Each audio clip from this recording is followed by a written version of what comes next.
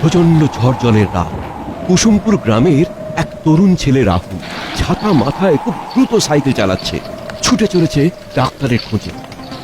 অনেকটা পথ, কিন্তু তাকে যত তাড়াতাড়ি সম্ভব ডাক্তারের কাছে পৌঁছতেই হবে, কারণ হঠাৎ করে তার বাবার প্রচন্ড বুকে যন্ত্রণা উঠেছে। এদিকে রাহুলের মা সরলা দেবী তার স্বামীকে সান্ত্বনা দিচ্ছেন।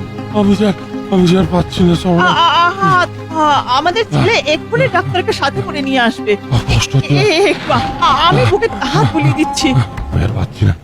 কিছু হবে না তোমার, কিছু হবে না। দেখো, ছেলে এক্ষুনি ডাক্তার নিয়ে আসবে। একটু যে ডাক এসেছে। ছি, এরকম অলক্ষণের কথা তুমি মুখে এনো না গো। একটু শান্ত হও, একটু একটু।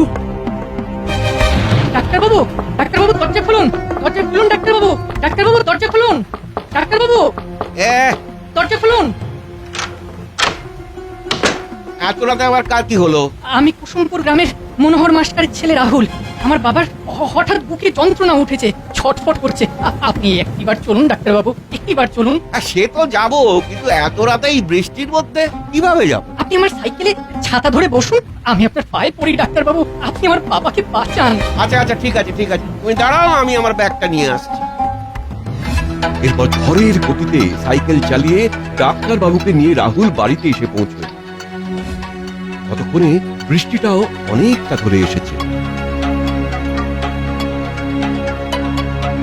কি বুঝছেন ডাক্তারবাবু? কি আর বলি বলো, তোমার বাবার বেঁচে নেই। আর মিনিট 15 আগে আসলে হয়তো বাঁচাতে পারতাম।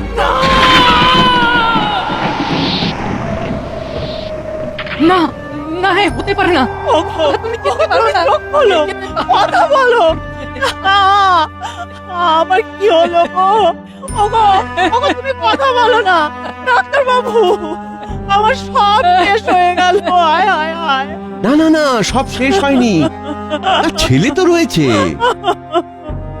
মা, তুমি শান্ত হও, তুমি শান্ত হও মা। আমিও নিরুপায় রাহুল। আজ তোমার বা আমার যদি কারো একটা গাড়ি থাকতো, তাহলে এই তাড়াতাড়ি আমি তোমাদের বাড়ি আসতে পারতাম।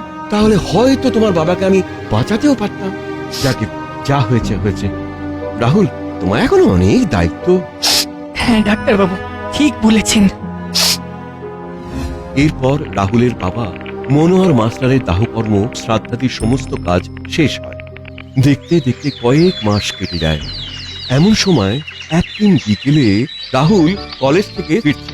তখন সে দেখে একজন লোক ঠেলা গাড়ি করে খেলনা গাড়ি বিক্রি করছে। এই গাড়ি নেবে, গাড়ি, বাচ্চাদের খেলনা গাড়ি, 30 টাকা 30 টাকা 30 টাকা মাত্র। হে ঈশ্বর, 30 টাকায় যদি সত্যিকারের মোটর গাড়ি পাওয়া যেত, তাহলে আমাদেরও একটা গাড়ি থাকতো, আর আমার বাবাকে মরতে হতো না।